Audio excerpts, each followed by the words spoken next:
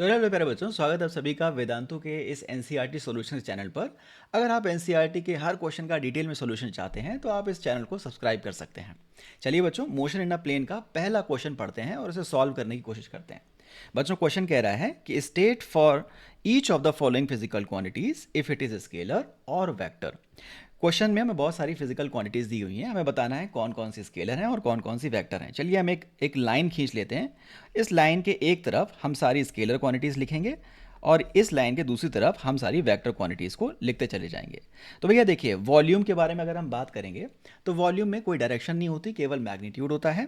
तो वॉल्यूम एक scalar quantity हो गई। मास मास में भी कोई डायरेक्शन नहीं होता, तो मास भी एक स्केलर क्वांटिटी हो गई। सिमिलरली स्पीड के बारे में अगर आप बात करोगे तो स्पीड में भी कोई डायरेक्शन नहीं होती है, केवल और केवल मैग्नीट्यूड होता है। तो स्पीड भी एक स्केलर क्वांटिटी हो जाएगी। एक्सेलरेशन, अब एक्सेलरेशन में आपको पता है डायरेक्शन होती है, जो नेट फोर्स की डायरेक्शन है वही तो एक्सेलरेशन की डायरेक्शन है। हमने कहा एक्सेलरेशन एक वेक्टर क्वांटिटी हो गई, है ना। आगे बढ़ेंगे। डेंसिटी, क्या डेंसिटी में कोई डायरेक्शन होती है? हमने कहा नहीं, डेंसिटी में कोई डायरेक्शन नहीं होती, ये केवल एक मैग्नीट्यूड होता है। तो डेंसिटी हमारा एक स्केलर क्वांटिटी हो गई।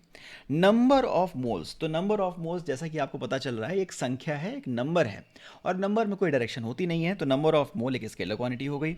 वेलोसिटी, सबको पता है वेलोसिटी में मैग्नीट्यूड भी है और डायरेक्शन भी, तो वेलोसिटी एक वेक्टर क्वांटिटी हो गई। अब अगला टर्म आता है एंगुलर फ्रीक्वेंसी का। तो एंगुलर फ्रीक्वेंसी होता है 2 पाई अपॉन टी, यानी समय के बारे में बात हो रही होती है इसमें। और समय कैसा है? समय तो एक स्केलर क्वांटिटी है, तो ये भी एक स्केलर क्वांटिटी हो जाएगी। डिस्प्लेसमेंट के बारे में बात करेंगे। आप सभी को पता है, काइनेमैटिक्स में हमने पढ़ा है कि डिस्प्लेसमेंट में डायरेक्शन भी है और मैग्नीट्यूड भी, तो डिस्प्लेसमेंट हमारा एक वेक्टर क्वांटिटी हो जाएगा। ठीक है, चलिए बात करते हैं एंगुलर वेलोसिटी के बारे में। तो जिस तरीके से लीनियर वेलोसिटी एक वेक्टर क्वांटिटी है, उसी तरीके से एंगुलर वेलोसिटी भी एक वेक्टर क्वांटिटी है जिसकी डायरेक्शन होती है और ये वेक्टर अलजेब्रा को फॉलो करती है। तो आशा करता हूँ हमने सारे क्वांटिटीज़ को उनके रिस्पेक्टिव ग्रुप में क्लासीफाई कर लिया है। तो ये था आपका पहला क्वेश्चन। चलिए मूव करते हैं अगले क्वेश्चन की तरफ।